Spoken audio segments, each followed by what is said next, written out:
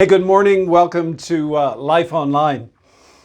So there was this powerful moment that you'll find in the Old Testament. Moses, the great prophet of the Old Testament, the lawgiver, the one who has led through the plagues in Egypt. He's been the deliverer. God's used him to bring Israel across the Red Sea, but there's been 40 years in the wilderness. But his season of leadership, but his season of life is almost finished, and he's reflecting back. And Deuteronomy 32 is a song that he sings. It comes from the depth of his soul.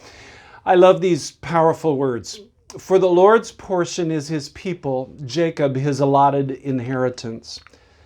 In a desert land he found him in a barren and howling waste. He shielded him and cared for him.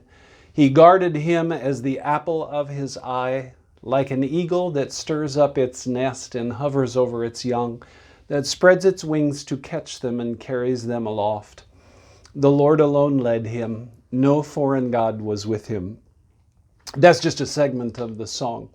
But I wanted to draw attention especially to part of the principles here, but one of this powerful image. First of all, notice here that God says that his people are his portion. I don't know if you see yourself and the people of God like that, but those who follow after him, those who, we are his special possession. It's a prized possession. That's the attitude here with the Lord's portion. And it says that God sought us out and he found us when we were in a very vulnerable spot. The barren, howling wastelands is clearly vulnerability. And yet God grabs us and he shields us and he cares for them. We're the apple of his eye. It's speaking of the pupil, and the special care is given toward that. But then comes this powerful image of the eagle. I don't know if you're aware of it. I know Bob Russell talks about this in related to God's leadership within our lives and when he moves us along. Eagles are just such majestic birds, and there's so many great lessons that kind of come from their lives.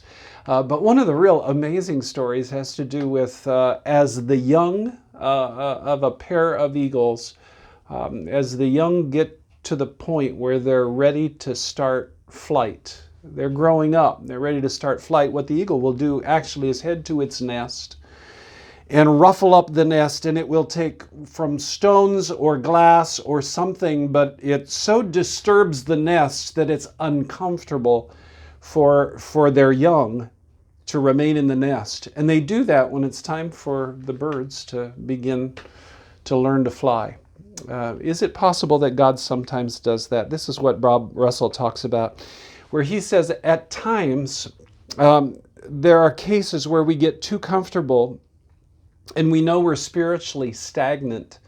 And remember this, that God's number one goal in your life is not safety, but God's number one goal within your life is to fashion and shape you into the image of his son Jesus, but also to use you for his honor and glory.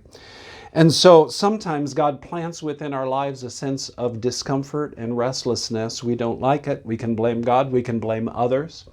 If you find yourself in those kinds of emotions, it's time to talk to God and talk to him. You don't want to be premature with moving. You don't want to be out of God's timing, and you don't want just frustrations maybe that God is trying to shape patience and a real sense of perseverance inside of you. But maybe God is prompting you that you've been in a place of safety and you've been depending on yourself rather than really trusting in the Lord.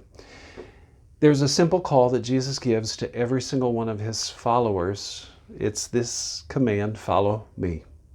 So hear him, listen to him, and ask that the season that he has for you right now would be clear. There's an adventure that God has for you. It's called your life. Live it. Live it with faith in following after him. Hey, God bless. Have an awesome day.